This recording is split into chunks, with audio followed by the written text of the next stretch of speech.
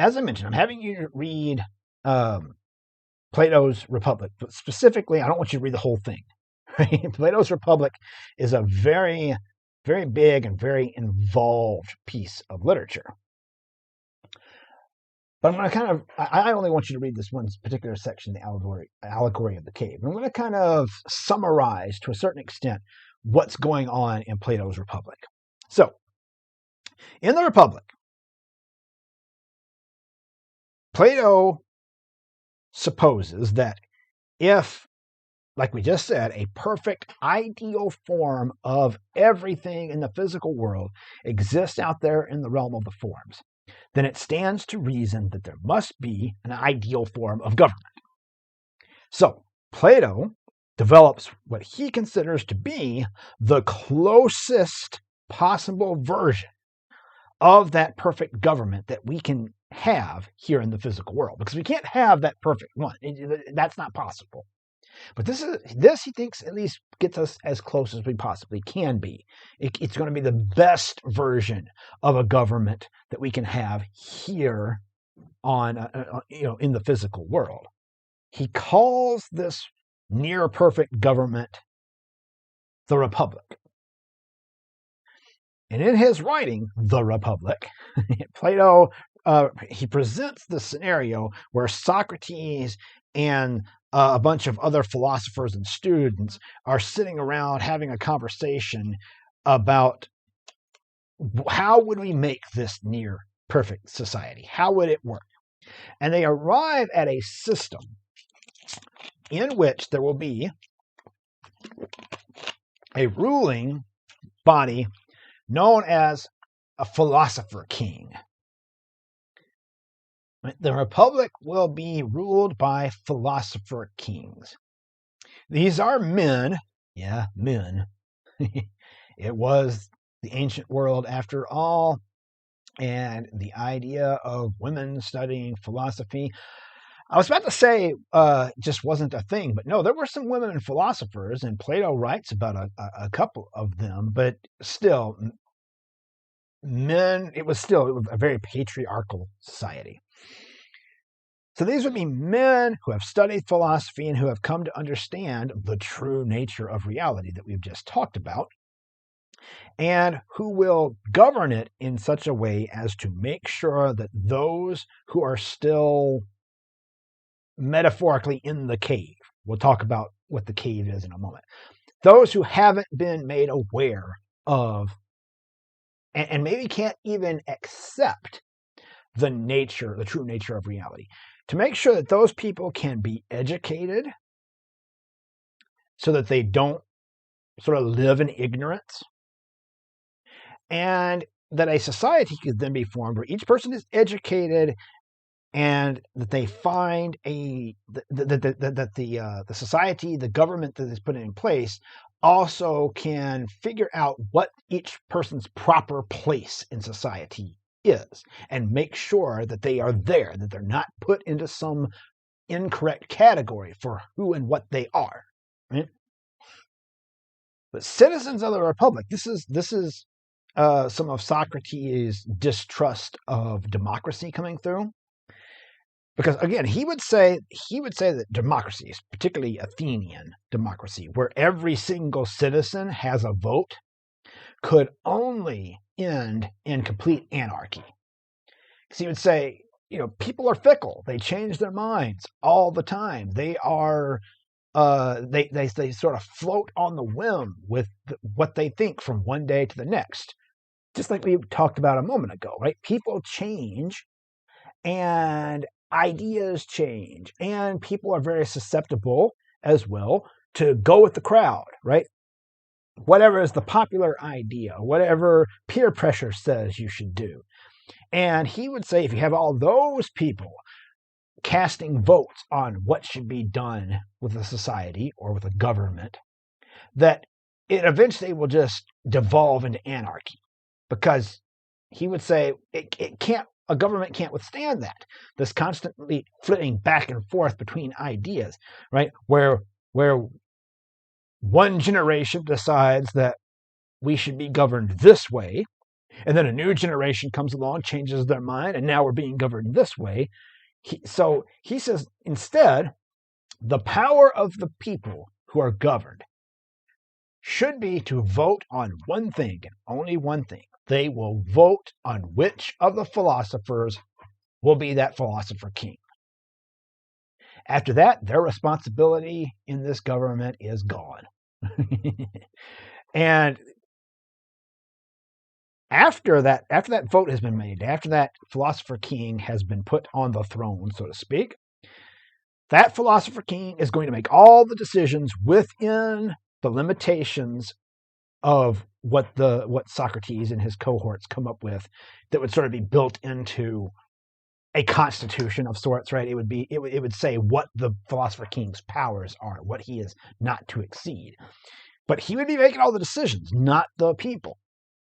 He would be the one who'd be setting up the kinds of education that the people would get.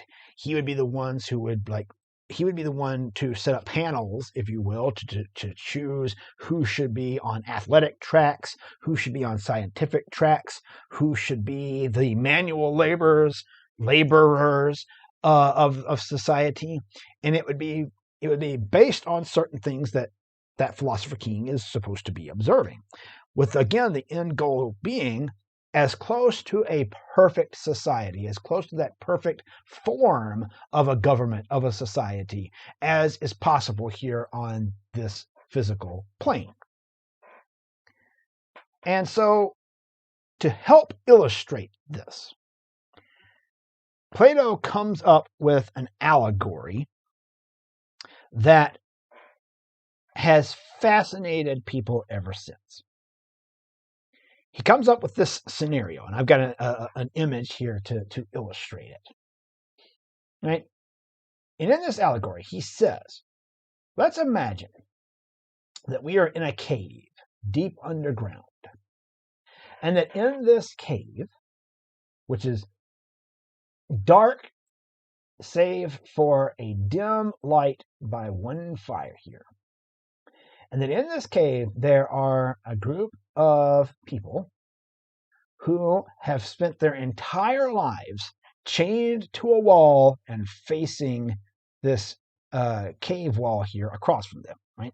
They know nothing else. They have spent their entire lives here. While on the other side of the wall, just behind them, there are people who walk back and forth carrying objects that cast shadows because of the fire that's back here onto the wall that these people who are chained and can only look forward are looking at. Right? That's the wall that they are facing. They walk back and forth, they make sounds, and all that stuff sort of bounces off the wall as well.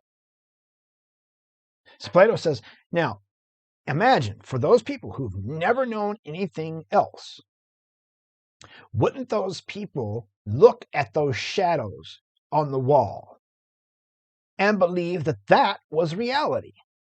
It's all they know. Why wouldn't they think that? And wouldn't they, looking at those shadows, point to them and discuss them, maybe even in intellectual terms, and consider themselves clever as they talk about a horse, a bird, a vase, whatever, right? Whatever they would name, and that's the other thing, wouldn't they name these things and consider them the real things? They would be considered reality. And they would, like I said, they would discuss them, they would consider themselves clever, that they have a good, firm understanding of what is real. And his cohorts agree, like, yeah, I suppose that is how they would think, right? Then he says, well, what if, let's now imagine that somehow there's one person who breaks free.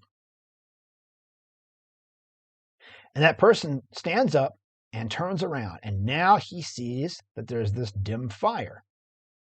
And that fire is casting light, and that these objects are being moved here. He sees behind what is the actual reality. What would he now think about all of this stuff? And then he says, what if that, and it's sort of illustrated over here, what if that man then left the cave? If he found his way out, well, first off, let's go back into the cave itself, right? Right, the shock. Can you imagine the shock and how your senses would try to almost deny that this could be the case, right? Like, oh my God, like this whole time I thought that was reality, when actually there's all this stuff that's going on behind the scenes. What else am I missing? And so what if that man were to eventually climb out of the cave? And Plato says, well, like, what do you think? Wouldn't his senses just absolutely be overcome? He spent his entire life down in this dark cave, and he's going to now emerge onto the surface of the earth where the sun is out. And like, wouldn't that brightness absolutely hurt his eyes? Wouldn't it feel like an absolute attack on his eyes? And wouldn't he feel tempted to turn around and go back into the darkness of the cave because it's comfortable, at least down there, right? But if he could just stick it out, if he can push through the pain, right, that pain's going to go away. The world will sort of resolve itself in his eyes, and he's going to discover truths way beyond what he discovered down in the cave, right? That there's this whole world above where not only is there all this brightness and are there all, is this whole world that he's never seen, but he would learn that, sure, these shadows, right, were imperfect copies of these objects here. But not only that, these objects are imperfect copies of the actual stuff up here. He might see a real horse, a real bird, a real vase, a real circle, right? And learn that all that stuff is up there, and it's all, everything that he's seen down below is just copies of this stuff. And might he not then look up to the sky and see the sun, this really bright, glowing orb in the sky, and then come to realize that's the source of all this. Like, that has been the thing that has given us all of what I'm seeing now, and that everything down in the cave is a copy of all that. So now, this person, Plato would compare to the philosopher who has studied philosophy, has come to understand the true nature of reality, and is now enlightened as a result of it. And he says, now, that person would be very content to just stay up there, right? To live out his life in the understanding of what the true nature of reality is and be perfectly happy. He says, but what if instead he feels compelled? He has to go back to the cave and tell his friends. So let's think about that scenario. What if this man comes back into the cave and he goes back to where his friends are chained to the wall, and he tries his damnedest to convince them, like, look, everybody, you don't understand. All of this stuff that you're looking at, all of these things that you're discussing and think that you're clever because of, right? That's not reality. Reality is, if you'll just stand up and turn around and look behind you, you're going to see that not only is this not real, but we have been fooled into thinking that it's real. There's so much more. Behind us, there are people who are pulling the strings and are making us see these things. And then, oh my God, if you could just get out of this cave, you're going to see things that you wouldn't believe could be possible, right? And Plato says, Socrates, through Plato's writings, Socrates says, wouldn't those individuals who are still in the cave and still chained up think that this guy sounds crazy? He's questioning everything that they believe about their reality. He's screaming at them that things that they know themselves to be very learned about are false. And might they not even, if they could, try to kill this man to silence someone who is suggesting that the world and reality is anything other than what they believe it to be. That he equates to the difficulty when one becomes educated and then tries to return to those who aren't and what they might face. But anyway, this is again how he breaks down the notion of the realm of forms, is to think about our reality that we live in, this table, this bottle, everything that I look around at and see and smell and taste and touch and all those good things, right, are just shadows. This is all an imperfect copy of something else. And that imperfect copy those imperfect copies go back and back and back all the way up to the realm of forms and eventually the sun, the source. And he would say, but yes, these people might fight against him, they might rail against him, they might even try to kill him. But isn't it the responsibility of this man who has discovered the true nature of reality to go back into the cave and do everything he can to save those who don't understand? Now again, all this sounds very foreign. I get it, right? These are all new ideas. It seems like these are all new ideas to you. But I wanted you to think about it this way. The way the realm of forms works. If you've ever tried to make something, whether you were trying to make a drawing or a painting or some sort of craft or build a bookshelf, whatever, right? You wanted to make something.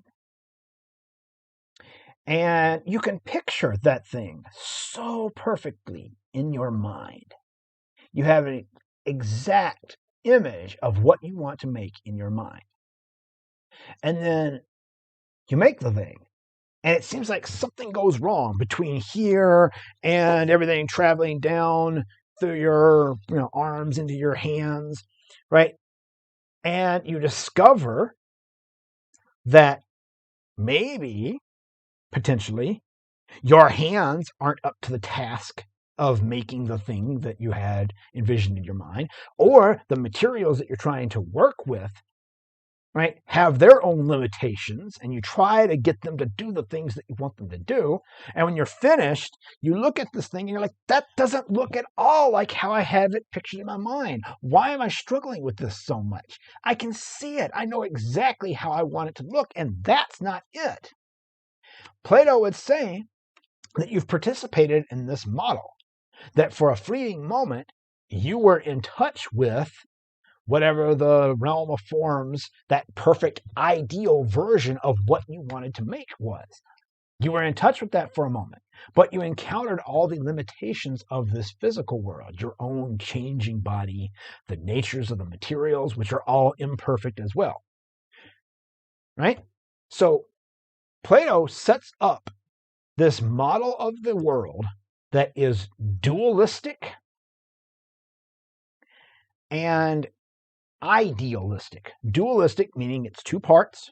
Idealistic meaning one part is better than the other. Right? He would say the realm of forms is perfect and ergo good. And everything on this earth is imperfect.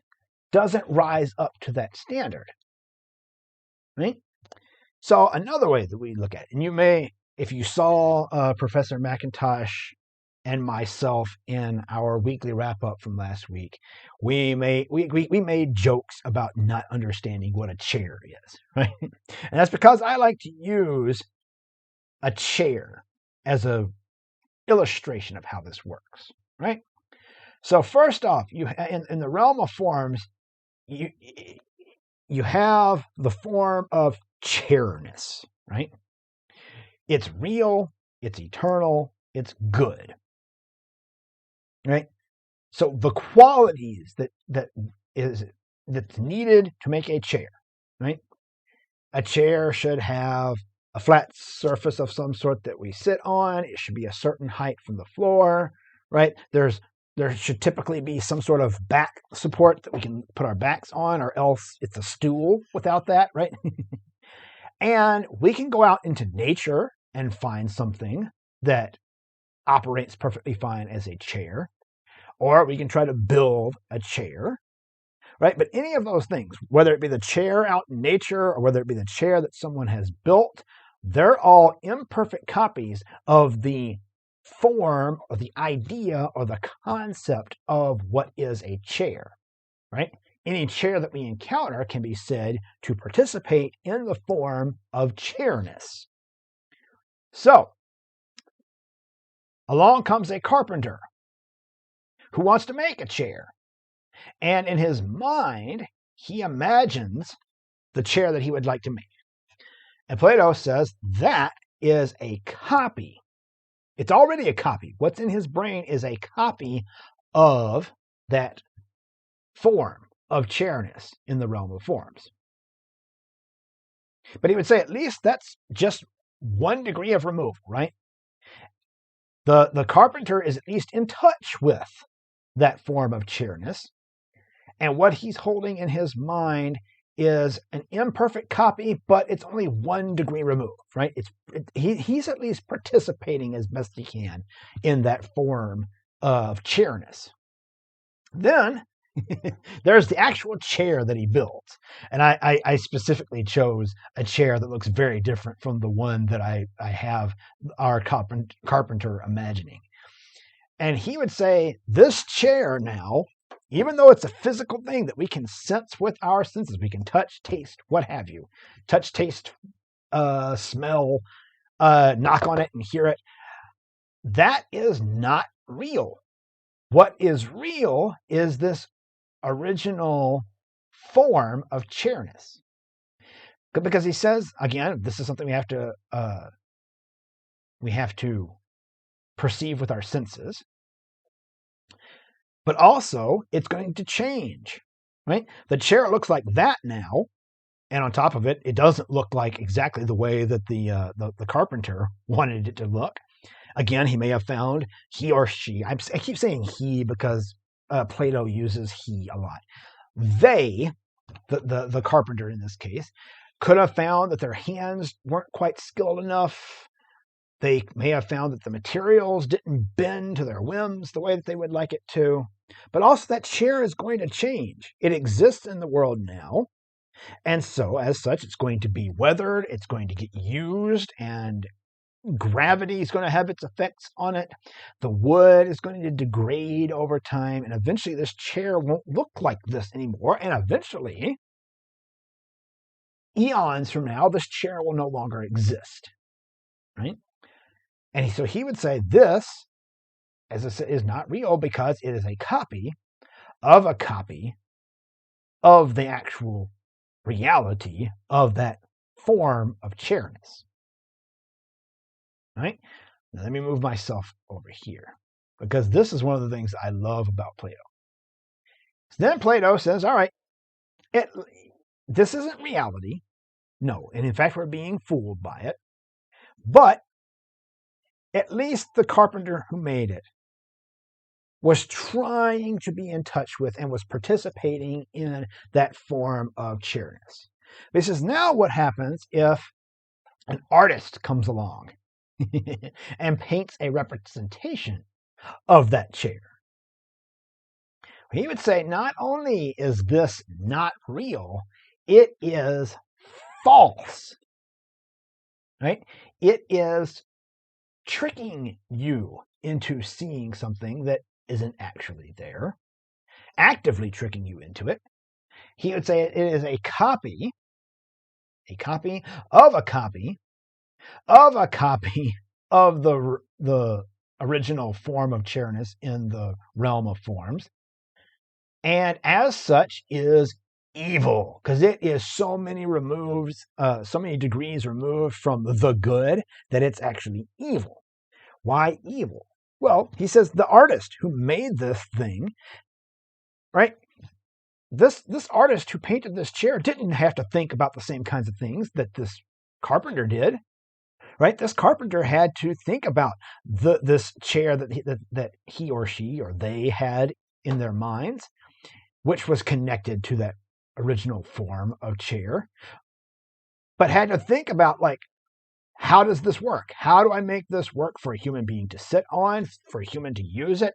Once I'm finished with it, it still needs to be something that another person would look at and call a chair and can use as a chair, right? That carpenter is at least participating in something that, although not real, is still good. But the artist didn't have to think about any of that. The artist looked at the thing that the carpenter did and then mimicked it and then put it out there for the world in such a way that he would say, if I go back, that the artist is now implicit in this deception. The artist is now one of these people right here. Right? Implicit in on the deception of the people who are living in this reality, which I find so interesting. As an artist myself, this is one of the things that amuses me so much about Plato. And so Plato and his cohorts, in talking about this is not included in the allegory of the cave, by the way. This is something that he talks about in another portion of the Republic. Socrates and his students and other philosophers that he's talking with decide that because artists are tricksters, they're fooling people into believing things that are not true, that in the Republic, he is going to just kick all of the artists out. All of the artists get exiled from the Republic so that none of them are there to fool all of the people that they're trying to educate to understand the true nature of reality without getting confused by the artists or the actors or the playwrights. All of these people who are creating things that are not real within a perceived world that also isn't real. But then he says this. He's like, but let's do this. We'll set up a panel of people who will, in the case of an artist who would like to get back into the Republic, that artist will stand before this panel of judges.